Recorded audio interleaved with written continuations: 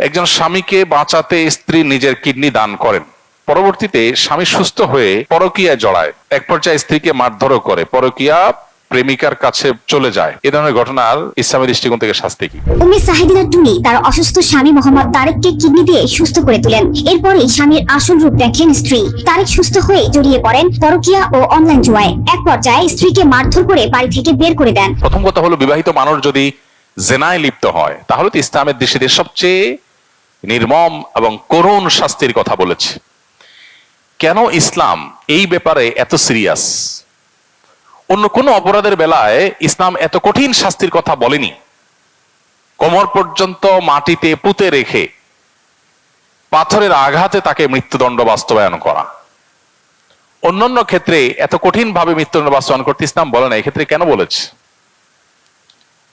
যদিও এই ধরনের শাস্তি বাস্তবায়নের ঘটনা সকাল বিকাল বা প্রতিদিন প্রতিনিয়ত ঘটবে না, এই জন্যই তো এই ধরনের অপরাধ প্রমাণিত হওয়ার জন্য অনেক কঠিন কঠিন শর্ত দিয়েছে শরীয়ত। ইসলামী শরিয়া এমন এমন শর্ত দিয়েছে যে এই ধরনের শাস্তি কোন ইসলামী বিচারালয়ের বিচারক, কোন কাজী, তিনি এই ধরনের মৃত্যুদণ্ডের রায় লিখবেন, বিষয়টা এত সহজ না। এটা লেখার আগে তাকে অনেক শক্ত শক্ত কঠিন কঠিন দলিল প্রমাণ হাজির করতে হবে। সচক্ষে সরাসরি মূল জেনার দৃশ্য দেখার মতো উপযুক্ত শাস্তির সংখ্যা পূর্ণ, মানে সাক্ষীর সংখ্যা পূর্ণ হইতে হবে, তারপর এটা হবে। এত সহজ না বিষয়টা।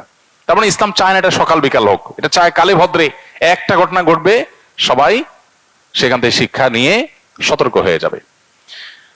তো প্রশ্ন হলো যে এত নির্মম শাস্তির কথা কেন বলা হয়েছে ইসলামে? এর উত্তর হলো, কারণ হলো মানব সভ্যতা পৃথিবীতে টিকে থাকবে বিবাহের সুস্থ স্বাভাবিক ধারার মাধ্যমে। বৈবাহিক বন্ধনের এই সুস্থ স্বাভাবিক ধারার বিপরীতে বিবাহ বহির্ভূত যে সম্পর্ক, হারাম রিলেশন, এবং এর পাশাপাশি আজকাল যে সমকামিতা সহ বিভিন্ন রকমের অসভ্য ক্রিয়াকর্মকে পৃথিবীতে নর্মালাইজেশনের কাজ চলছে, এটাকে স্বাভাবিককরণের কাজ চলছে, এগুলো মানব সভ্যতাকে হুমকির মধ্যে নিয়ে যাবে। মানুষের অস্তিত্ব পৃথিবীতে একসময় থাকবে না যদি এগুলো থাকে। ডক্টর খন্দকার আব্দুল্লাহ জাহাঙ্গীর রহমাল্লাহ বলতেন যে একটা বড় সাইক্লোন, একটা বড় ঘূর্ণিঝড়, এরকম বড় কোনো বিপদ, জলোচ্ছ্বাস, এগুলো একটা এলাকার মানুষকে শেষ করে দিতে পারে, পৃথিবীর মানুষকে ডুবাই শেষ করে দিতে পারে, এরপরও মানুষ কিছু বেঁচে থাকবে। কিন্তু মানুষের যে টেন্ডেন্সি, বৈবাহিক সম্পর্কের মধ্য দিয়ে সন্তান জন্ম দেওয়ার যে প্রবণতা, এটা যদি কমতে থাকে তাহলে কি হবে? একটা সময় মানুষের অস্তিত্ব সংকটের মধ্যে পড়বে, পৃথিবীতে মানুষ টিকে থাইকে কঠিন হবে, হারিয়ে যাওয়ার উপক্রম হবে। এখন পশ্চিমা পৃথিবীর অনেক দেশ শুধুমাত্র এই সমকামিতা সহ এই জাতীয় বিষয়গুলো, যেগুলোকে তারা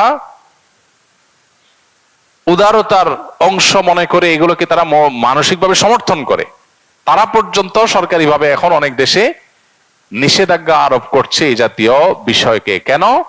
শুধুমাত্র মানুষের জন্মের হার বাড়াবার জন্য। কারণ মানুষের জন্মের হার কমে যায়, এভাবে টেন্ডেন্সি চেঞ্জ হয়ে যায়, প্রবণতা শেষ হয়ে যায় মানুষের। যে সমস্ত দেশ এই বিবাহ বিরোধের সম্পর্ককে অ্যাপ্রিসিয়েট করে, সেই সমস্ত দেশে, সে সমস্ত সমাজ দেখবেন মানুষের জন্মের হার কমে গেছে। মানুষ যে কি জিনিস, মানুষ যে কত মূল্যবান সম্পদ, এটা ওই সমস্ত দেশগুলো হাড়ে হাড়ে টের পাচ্ছে। এই জন্য এই ধরনের পরকীয়ার সম্পর্ককে ইসলাম সবচেয়ে জঘন্য অপরাধ হিসেবে সাব্যস্ত করে। আজ এটা ঘরে ঘরে হচ্ছে, যেটাকে ইসলাম সবচেয়ে কঠিন শাস্তি দেয় যে অপরাধের, সে অপরাধ এখন জনে জনে ঘরে ঘরে হচ্ছে, এবং এটাকে নর্মালাইজেশন করা হচ্ছে।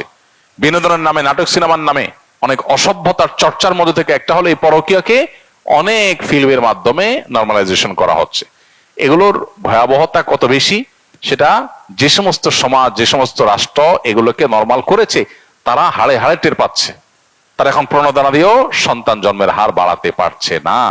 সো এ ধরনের অপরাধ আল্লাহর কাছে সবচেয়ে জঘন্য অপরাধ। তবে এ ধরনের অপরাধের যে শাস্তির কথা বললাম, সেটা কার্যকর করবে ইসলামের বিচারিক আদালত।